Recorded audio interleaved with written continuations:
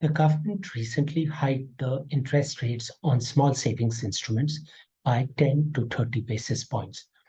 The rate hikes were small, especially when weighed against the fact that the RBI has hiked the repo rate by 190 basis points since May. And the rate hikes were also selective. Not all products within the small savings basket saw an increase in interest rates. What could have been the government's possible thinking behind these small and selective rate hikes? And which products from the small savings basket make the most sense in the current environment? And what are some of the alternatives to the small savings basket? To get an answer to these questions and more, we spoke to Deepesh Raghaw, founder, Personal Finance Plan, a Sebi-registered investment advisor. Do watch this interview to learn more about small savings instruments. Good morning and welcome to our show, Mr. Raghaw. Good morning, Sanjay ji. So the government recently hiked the interest rates on small savings instruments.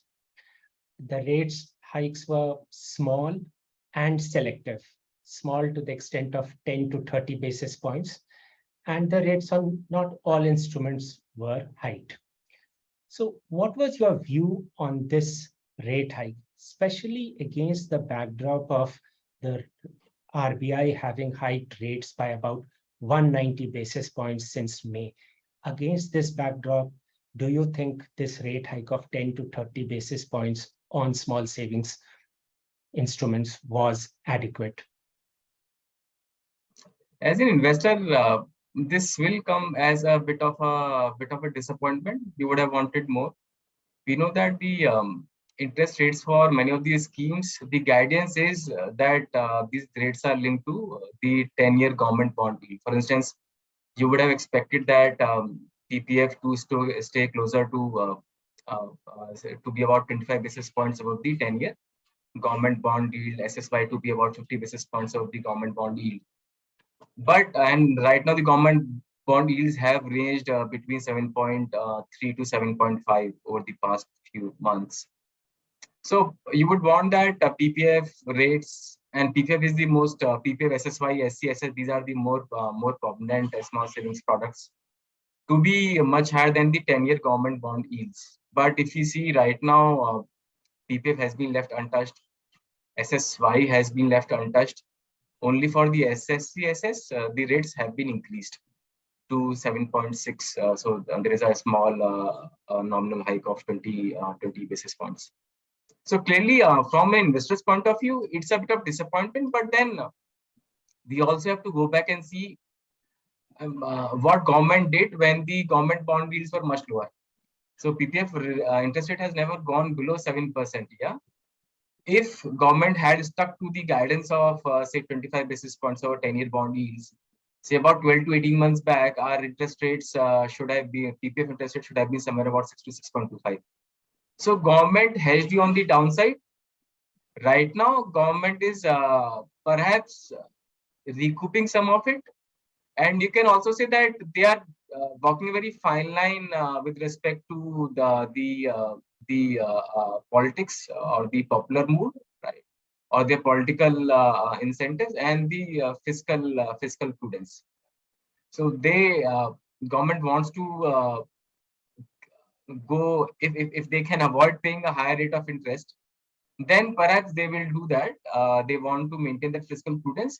At the same time, if you see, they have increased the rates for certain products. For instance, the rates have gone up for the 1-year FDs, 2-year FDs, and the SCSS. That they have not. That those have gone up. Now the biggest pinch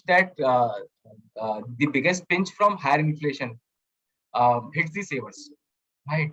And people know that at least somebody who is earning that person can still make up for higher inflation through higher earnings or whatever. That option is not available to senior citizens. So at least for them, I think the government of India has given them some succor. Perhaps they would have wanted more. Perhaps they would have wanted. I mean, as an investor, you would always want a higher interest rate. Say, a PPF investor would have wanted 7.65. SSY would have wanted 7.9. Senior citizens would have wanted 8%. But be it as it may, this is what we have. I think government is simply walking a very fine line. They are trying to balance, various, uh, you know, uh, the popular mood and of course their fiscal responsibilities by doing this selective hikes. So as you said, uh, interest rates on instruments like PPF will not go down so much when the 10-year GSEC rate goes down. So they will offer protection on the downside. And of course, then they have to kind of balance it out on the upside. They cannot increase it as much. Right. So that is, so we have anecdotal evidence for this. This is what has happened. Rates went down. In fact, the government of India, I think in March earlier this year or late last year, decreased the PPF rates to below 7%. There was a lot of hue and cry, and they walked back. They crawled back on their decision, right? So government knows that yeah. So this is a politically sensitive matter. If you reduce rates on these products, so yeah, we have evidence for government not reducing your rates in line with what happened with the government bond yields. So believe in the future also, irrespective of who is in power at the center, you can expect these things to continue. But it's not that let's say after 10 years we're looking at 10-year government bond yield of 4% and we will still continue to get 7% on the PPF. So these are the decisions that are taken there and then, and we have seen that rates have not gone down. We hope that the investors will get some cushion on the downside, and that's the hope. There is no guarantee of that. Next, let us talk about some of the products that retail investors are likely to find the most appealing. So we'll begin by talking about public provident fund first. What are the advantages of this product? Why is it such a favorite of so many investors? PPF is one of the finest fixed income products that we have, and that has been my stance for a very long time. It's not a new stance. So some of the very easy benefits are it's exempt, triple E. Yeah. So the investment that you make, you save taxes. The interest that you earn on that, you don't have to pay any tax. So even if let's say the government is paying you 7% tax interest on PPF, so there in PPF pre-tax return is post-tax return. Yeah. Now for post-tax return in a comparable product, let's say if the only two products in this world were PPF and bank fixed deposits, a bank fixed deposit for an investor who's in 30% tax bracket, to give the post-tax return same as PPF, the pre-tax return on the bank FD has to be 10%. So that's a huge rate of return. I think we had returns every interest rate in that range sometime in, I think, 2010 or 11. Since then, we have not had such high rates. And you also have to see what were the PPF rates at that point in time. So at that time, PPF rates were also quite high. Yeah. So PPF, it's very difficult for a bank FD, especially for a investor who's in the highest income tax bracket. And 30 is not the highest income tax bracket. There is 35, there is 40. So if you, let's say your income, which is 50 lakhs or 1 CR or 2 CR, there is surcharge also, which takes your marginal tax rate to closer to 40 or even beyond that. Yeah. So for such investors, there is very high merit in PPF. Even for investor in the lower tax bracket, you have to see PPF. There is no credit risk. The government of India will not default. Yeah. So you can easily route money. Even though you might say that there is no historical evidence, or there is no experience in India at least where scheduled and commercial banks in India have failed. But be it as it may, the banks are not as safe as your government of India guarantee. So PPF is the borrowing by the government of India. It is and there is no credit risk. Thirdly, so PPF, in fact, you can call this as one of the negatives of PPF compared to the alternate fixed income products. For instance, in PPF, there is limited flexibility of withdrawal when you take out during the first 15 years. So until it hits the initial maturity of 15 years, we have issues. So if you, let's say, want to route money, invest money in a fixed income investment for only 5 years, and you don't have a PPF account, I'll not advise you to invest in PPF. But if you're investing for the long term, for retirement, and you don't intend to touch this money for the next 15 years, then PPF is a super product. Beyond its initial maturity, PPF also gives you immense flexibility in withdrawals. For instance, once the PPF matures after 15 years, you have two options, or rather you have three options. You can first of all take out your money at the time of maturity. That's first option, and the maturity amount is exempt from tax. So it is exempt, right? If you can extend it without contribution, so you do, so you say, Acha, I'll not withdraw my money. I'll keep the money in the PPF account, but I'll not contribute. So in that case, your PPF balance will continue to earn interest rate of PPF account. There is no, subordinate rate that you will earn. That if you're contributing, you will earn 7%. If you're not contributing, you will earn 4% or 5%. That will not happen.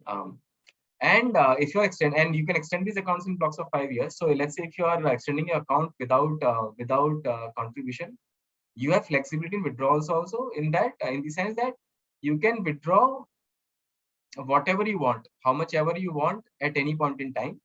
The only limitation is that you can withdraw only once per financial year. So let's say after 15 years you don't want to withdraw, you don't want to contribute. The default option is that the amount the account will get extended without contribution. In that case, in the 18th year, you can very well take out the entire money. Nobody will say anything. Or if you want, you can take out only half the money. Nobody will say anything. The only limitation is that you can only take out 15 up to you can only make one withdrawal per annum, not more than that, per financial year, not calendar year. The third case is that if you withdraw with contribution, in which case you continue to contribute to PPF account, you get Section 80C benefit for investment in PPF account. The account contributes to earn interest. In this case, the limitation is that first limitation is retained, where you can make just one withdrawal per financial year. The second limitation is that in that extension block of 5 years, you can only withdraw up to 60% of the balance outstanding at the time of extension. So let's say your account matures on March 31, 2023, and you continue to, and at that time the balance is say 20 lakhs in your PF account. At that time you can simply extend the account, and you can withdraw over the next 5 years 12 lakhs over 5 years, subject to the restriction of one withdrawal per financial year. And PPF has one additional benefit here. You can also use this as a pension tool. So just to give an example, let's say somebody has 50 lakhs and somebody has been contributing for 30-40 years in PPF. He or she has been able to accumulate decent purpose, say 50 lakhs. That person doesn't want to contribute anymore, but then that person also does not want to withdraw that money. Now, as we know, if such person can contribute the account without contribution, they are allowed one withdrawal per financial year. Now, let's say the interest rate is 7%. They can withdraw 3.5 lakhs per annum without paying any tax. In no other pension immediate annuity product, you will get such kind of return, especially if you are young, if you are 60. Beyond the age of 70, 75, you can have products, annuity plans without return of purchase price, where you can earn this kind of post-tax return.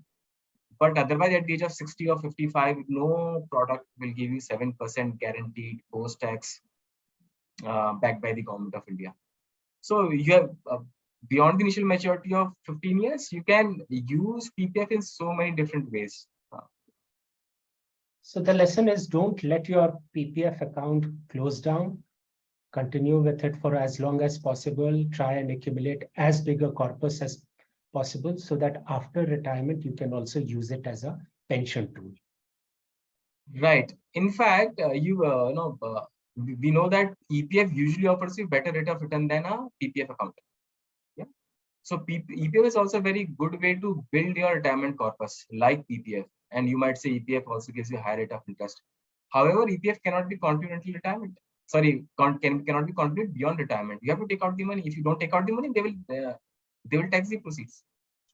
Yeah, and at that time, even if you want, you cannot shift your entire EPF corpus to PPF, simply because in PPF you cannot put more than 1.5 lakhs per annum. Right. So this planning has to be done much before. I mean, you can't let this planning, say by the age of 55. So they may not be much money in opening account by the age of PPF account by, let's say, when you retire at the age of 60, because in that case, you'll not be able to get that flexibility from PPF until you turn 75. Again, 75 is not a very old age. Medical science is advanced, but perhaps you have missed out on so many things. Open now. You don't have to contribute the full amount. Contribute small amounts if if you cannot contribute big amounts. But at least get that countdown, get that timer started of 15 years. PPF remains one of the finest long-term fixed income products that we have in India. It has been the case for a very, very, very long time. And don't believe that PPF rates will not go up. So I'll be surprised that if 10-year government bond yield goes up to 8%, it rises up from here, and then government does not do anything. They will also feel the heat to increase these rates. Let us discuss Sukanya Samriddhi Yojana now. What are the positives of this product? So before that, SSY is a niche product. Anybody can open PPF. SSY, you have to have a daughter. You have to have a daughter who is less than 10 years old.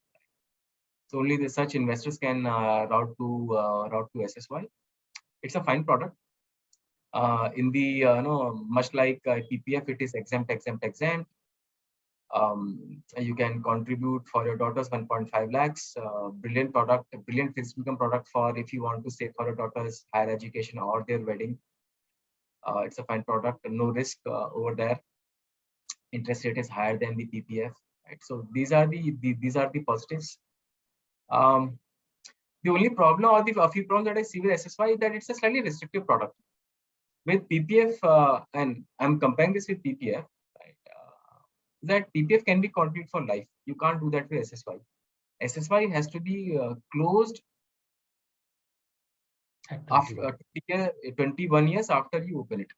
21 years from the end of financial year when you opened it, right? So it has to be closed. You can't do much about this. It has to be closed after 21 years. You can't continue it for life. So if you, let's say, a lot of us invest in our kids' PPF accounts just to give them that kind of head start. Okay, so when you, let's say, when you start working or when you start earning, you can you can start contributing to this PPF account. You can't do that with SSY. SSY has to be closed. So let's say if you open this account somebody opens an account for a daughter who is 5 years old, you have to close this account when she turns 26. Right? So that is one of the issues. It can't be conflict for life. You cannot use this to give head start to your kids for their retirement planning or for their own savings. Right? Secondly, yeah. I have one question here. Like we say that if you have a tenure longer than 7 years, then it is more beneficial to invest in equity instruments. So why should you use these products, these long-term products, which will give you returns in the range of 7 to 7.6%? So why not just invest in equities, since if you're saving for very long-term goals? Okay, so many 2 points here. First of all, there is no guarantee of good returns in equity markets. So right now, we are coming off a very good phase in equity markets. Right? So whatever you look at, you will get very good returns. So if you look at 15 returns horizon, you will only see good returns. But there was a time. Let's go back to June 2020. Right. In June 2020, 10-year trailing returns from Nifty were 4%. But if you had put that money, in June 2010, you could open FD at 10%. So there is no guarantee. That's first point. And we are just looking at whenever you look at the equity markets, we just look at our recent experience, what has happened in India. India is a growing economy. It has done well. So it also given. We have also got good returns, but I'm sure there are bad examples where equities have not done well. I mean, you can also say that in such cases, perhaps government bonds also would not have done well. Consider the example of Japan. What has happened in Japan? What happened to the equities there? That's the point. There is no guarantee. That's the first point, but I think it's a slightly weaker point.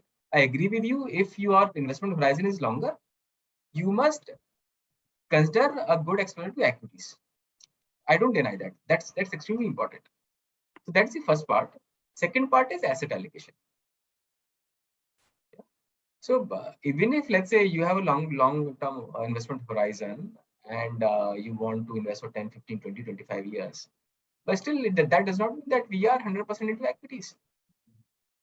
See, as they say, no, past looks pleasant in retrospect. So you can always look at what Nifty or Indian equity markets have done over the last 25 years, but that does not consider the pain that investors went through during market downturns. What happened in 2000 .com bust, what happened in subprime crisis, what happened during COVID crisis, right? What happened during taper tantrum in 2013. Now, how many investors? So it's easy to say, if you ignore those downfalls, market downturns, you would have done well. But how many of us ignore those downturns? It's not easy. It's easy to say in retrospect. It does not work like that. So we can't just look at the returns. We also have to look at investor behavior. Your behavior is easier to manage when you have a diversified portfolio. 100% equity portfolio will never be diversified. That's something we have to live with. So having some money in safer assets gives you that comfort, that cushion, which helps you stick with riskier assets. Okay. I know so many. In fact, all of us know a lot of people who perhaps got out of equity market at just about the worst time, because they went all in at just about the wrong time. And it's a very common belief, or it's also the experience, that investment returns are usually much higher than investor returns. Yeah, so that So you explains need everything. some exposure to these fixed income products to kind of provide downside protection, stability to your portfolio, so that you are able to stick to your equity investments even during the worst phases in the market. Exactly. And so PPF, EPF are perhaps not as liquid, but let's say, it can also give you some alpha. For instance, if, let's say, I'm a very long-term investor, I have complete conviction in equity markets, and let's say the equity markets fall by 40%. If all my money was into equities, is there a way I can take benefit of those lower market levels? I cannot, because I don't have money to invest. If I had some money in, say, fixed income investments also, I can rebalance my portfolio.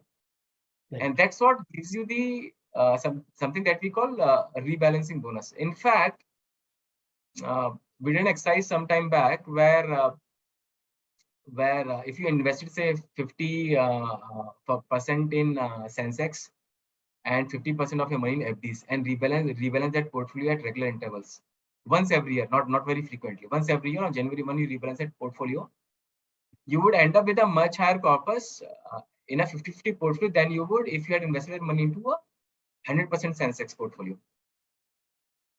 So you have lower volatility, you have higher returns. Yeah. So it's critical to have a asset allocation portfolio. It helps you in so many ways. I can't even merits of asset allocation can't be nobody can ignore the merits of asset allocation. Asset allocation and regular rebalancing. Of course, you must choose the asset allocation in line with the risk profile. That's a different aspect to delve into. But whatever you decide, in consultation with the advisors or your friends, family, right? You have to stick with those rules, asset allocation guidelines. Let us talk about the senior citizen savings scheme. What do you think of this product? What are its strengths and weaknesses? It's a good product. Right? It's a good product. It gives you a reasonably high rate of interest.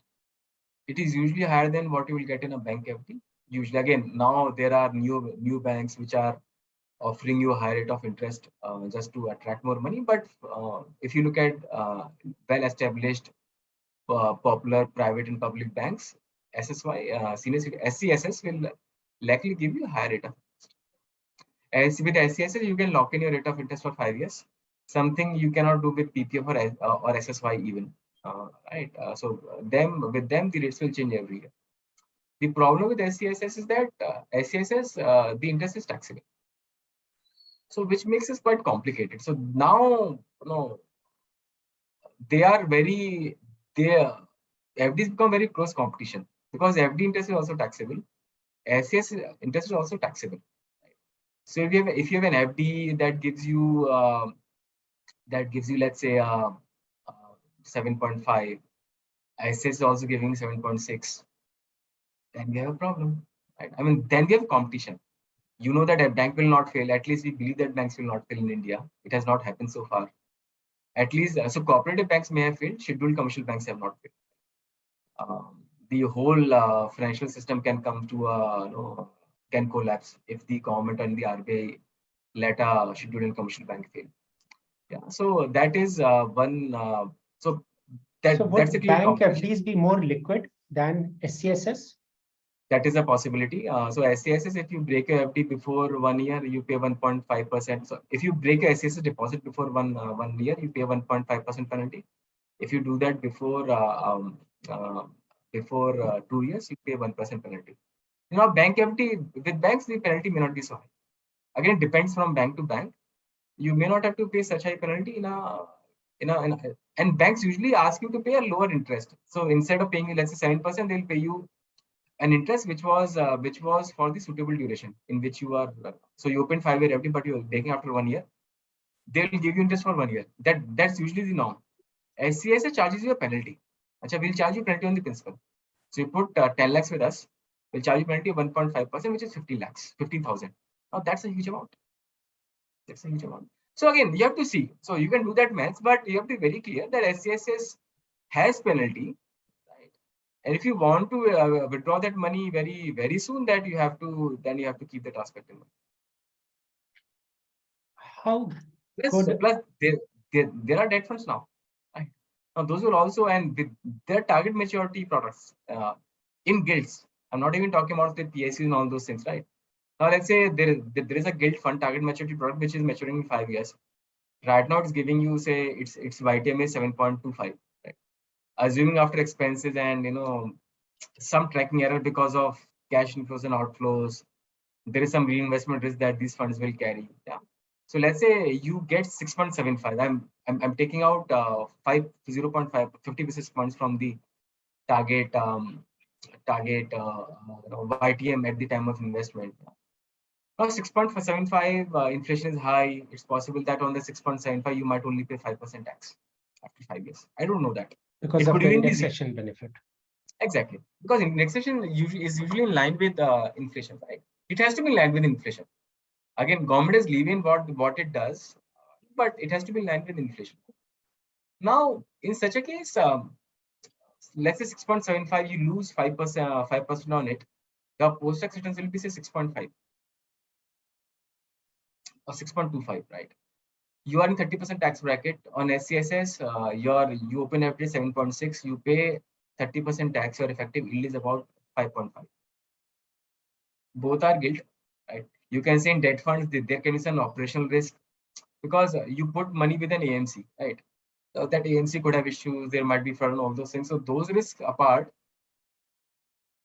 If you go with a quality is AMC, perhaps you can hedge that risk also. exactly. So if you go with a bigger fund, bigger AMC, SBI, ICICI Prudential, HDFC, I think these are big AMC which have huge reputation at stake. I must tell you, I had a very similar opinion of Franklin also about a few years back, but I was wrong. So take what I say, with a pinch of salt. At least so far as the viability of AMC is concerned. So reputation risk is important, but still things can go south. Something of that sort will not happen with, let's say, a SCSS or a bank FD. Then there is a product called Prime Minister Vay Vandana Yojana, which is very similar to the SCSS. I think it gives a return of 7.4% today. Right. How does it weigh against the SCSS? How does it compare? So the guidance for SPMVY is that it will give you the rate of SCSS. So you can expect this rate to also go up soon. It's much like SCSS. The only difference is that SCSS you lock in the rate of interest for 5 years. With PMVY you lock in the rate of interest for 10 years. So you have to see that. So if your outlook is that rates are you are very unsure about where the rates are headed and you are scared, then SCSS PMVY might be better option. One of the drawbacks of PMVY is that it's very difficult to take out money from PMVY. So with SCSS, you can take out money without specifying any reason. With PMY, you have to give them the reason, and the only acceptable reasons are the poor health or hospitalization of spouse or medical treatment of a spouse and yourself, nobody else. So the withdrawal of flexibility, the premature withdrawal is even is more restrictive compared to SCSS. Otherwise, the products are very much same. Rates will be same. The lock-in periods and the flexibility in withdrawals.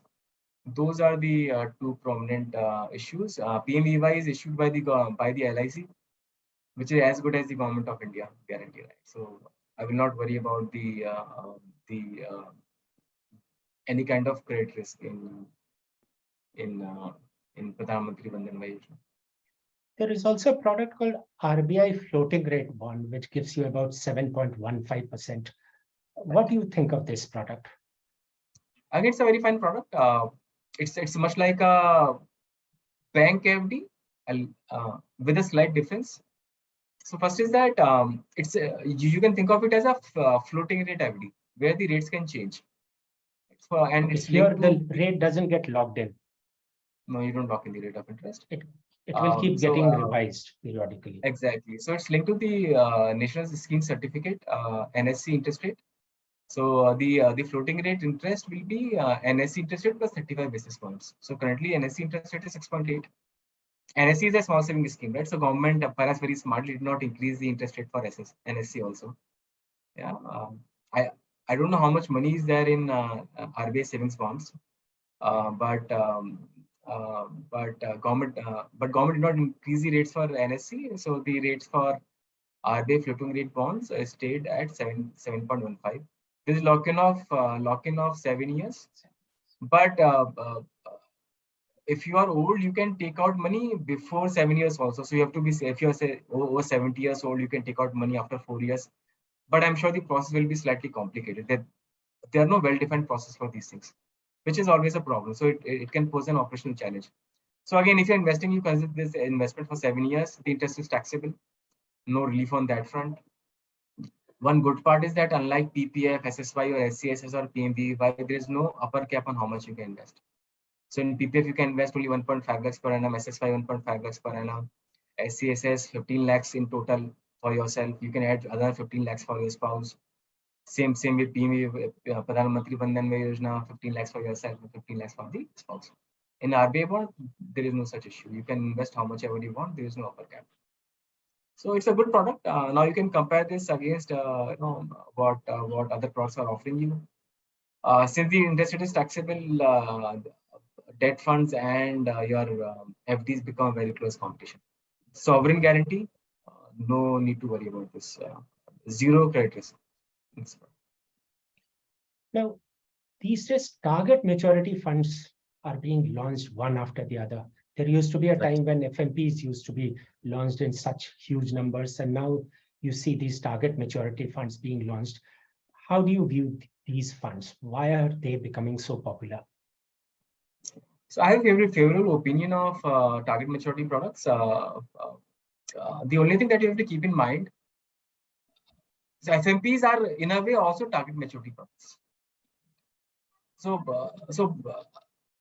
the good part with the recent launches in target maturity products is that these are passive products, which are tracking an index. So you don't have complete leave in what you want to do with that money. You are index fund, you have to behave like a passive index fund. You can't be any different. Yeah. So one thing is that the products which are being launched are revolving around PSUs, SDLs, government bonds. So very limited credit risk that way. And plus these are indices. For instance, let's say today ONGC, let's take example of Bharat bonds, right? Now today ONGC might be AAA rated PSU, right? Tomorrow government might privatize it and becomes a private bond. Now, in that case, your risk will, you might say, now Deepesh, this ONGC is a private bond, it carries the same risk. But no, since it's tracking an index, the definition of index is such that if it is not a PSU, if it's not a AAA rated PSU, the index will automatically check it out. So we are playing by the rules. The fund manager does not have discretion. So that's the one part. The one comfort that we get is in the form of this comfort, this passive investing. But you must mind, there is no bar on launching target maturity products, which let's say which are tracking an index which invests in, let's say, AA rated or AAA rated bonds. So you have to keep that aspect in mind. So target maturity product per se is not very restrictive, and just the kind of products which are being launched, those are such. That's one point. Second point is that these products are very close to bank FDs. So open bank FDs for 5 years. You can invest in a target maturity product which is maturing in 5 years. So you get that kind of experience. You can lock in the interest rate. Again, you cannot lock in the interest rate just like you do in a bank FD, but you have some sense. So let's say if I'm investing in a target maturity product and I intend to hold this until maturity, and the buy time at the time of, let's say, your investment is say 7.5%. You may not earn 7.5% because of expense ratios and the tracking errors and the reinvestment risk of the coupons, but still you might still earn, let's say, something like 7%.